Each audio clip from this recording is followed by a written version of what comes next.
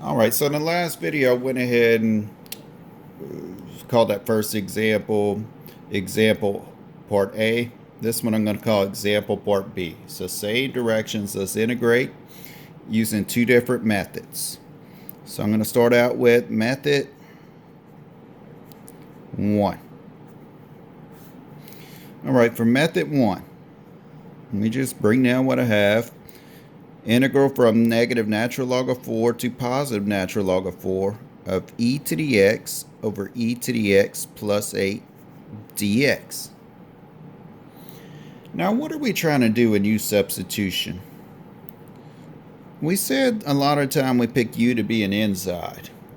Well, I don't really see an inside of this one. Let's get a little more precise now. Let's try to pick u each time to where when we take the derivative of u, we have some form of that variable left with dx. For example, I know that probably doesn't make a lot of sense right now, but let's look at this. Let's say I picked u to be e to the x plus 8. How did I pick that u? I just thought ahead. I thought, okay, what happens whenever I take du over dx? What am I going to get? E to the x, right? And then I get du is equal to e to the x dx. Notice how we have e to the x times dx in there.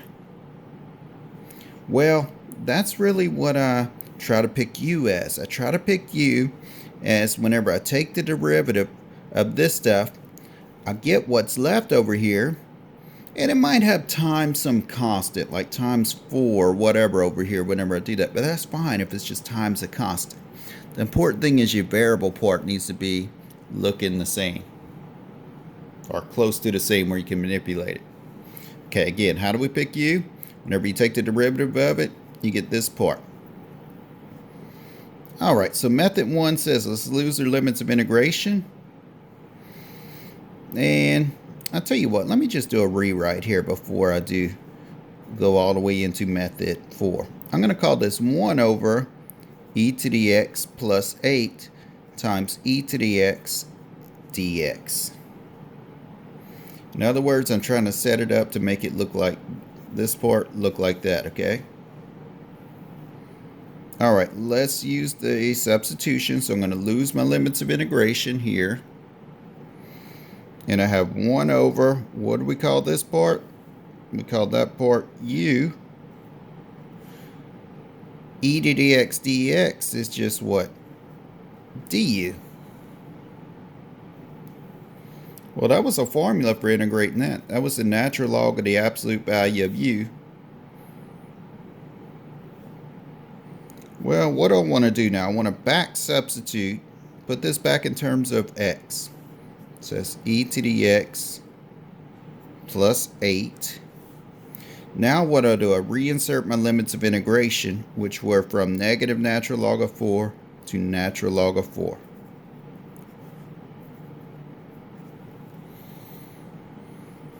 Now let's evaluate.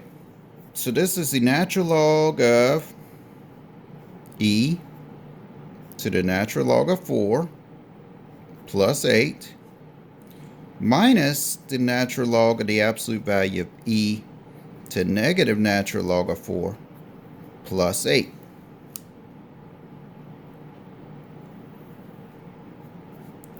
That's the natural log of the absolute value. What does this turn into? If this is e and this is the base of e right here, we drop everything except the 4. So we have 4 plus 8 minus natural log. Isn't this a negative 1 multiplied by natural log? So according to the property of logarithms, I could bring that negative 1 as my exponent of my argument and write this as e to the natural log of 4 to the negative 1 plus 8. Well, that's the natural log of what? The absolute value of 12 minus the natural log of the absolute value. What falls out here? 4 to the negative 1 plus 8. Remember, this base is the same as the base there. We're just using this property. Log base b of b to the x is equal to x. Alright, natural log of the absolute value of 12. What's the absolute value of 12? Just 12. Minus. How about this stuff? What is this? 1/4 plus 8? So I have the natural log of 12 minus the natural log of, well, what's 8? 8 is 32/4. 32/4 plus 1/4 is 33/4, right? Alright, now what could I do with this stuff? Well, I guess you could leave it like that. Wiley Plus is going to get fancy on you here. They're going to say if I have two logarithms being subtracted with the same base, I'll write that as 1 log of this argument, the first argument, over the second argument. Well, that's just the natural log of 12 times the reciprocal of 33/4. Or we could write it that way, right? Well, that's the natural log of, let me see, what is that, 33? So I can divide that by 3, that gives me 11. Divide this by 3, that gives me 4. So I have what? Natural log of 16 over 11. That is method 1. Let's look at method 2 for the same problem. So method 2. Maybe I should do this. Method 2. What was the original integral? The integral for negative natural log of 4 to natural log of 4 of e to the x over e to the x plus 8. Just to save time on the video, I'm going to say, okay, we already found u over here. We found u and we found du is equal to this. So I'm going to write the integral of what here?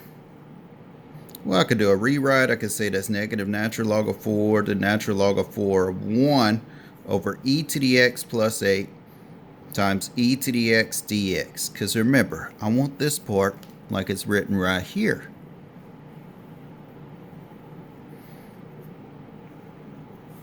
So we're going to have the integral of 1 over u, because this stuff was u.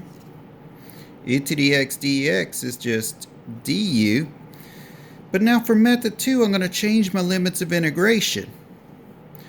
So when x had negative natural log of 4, what is u going to be? Let's use this. So u is equal to e to the negative natural log of 4 plus 8. Well, we said earlier that's e to the natural log of 4 to the negative 1 plus 8. Then we said that that's what? 4 to the negative 1 plus 8. And then we add that earlier. We said that's 1/4 plus 8. Or we said that that was what? Remember we did that over here? Where did we do it? 1/4 plus 8? We said that was 33/4. So let's put 33/4. Now that's going to be my new lower limit of integration. How about when my upper limit of integration is natural log of 4? Then I'm going to have what? Put this back where we can see it. U is equal to e to the x plus 8. E to the natural log of 4 plus 8. That means u is equal to 4 plus 8, or u is equal to 12. So my upper limit of integration here is 12. Well, let's see what happens here. Let's integrate this. That's natural log of the absolute value of u from 33/4 to 12. Remember, If we're using this method, we're not going to replace the u with something in terms of x. So we're going to have the natural log of the absolute value of 12 minus the natural log of the absolute value of 33/4. Well, 12, the absolute value of 12 is just 12, so I can lose absolute value sides. The absolute value of 33/4 is 33/4 since that's positive. And again, I can write this as the natural log of the first argument divided by the second argument. And I can write this as a natural log of 12 times 4 over 33. And what did we say earlier that gives me the natural log of 16 over 11 if I do that again? Method 1 and method 2. As you can see, probably, I don't know, they're about the same in this case. Maybe method 2 is easier this time.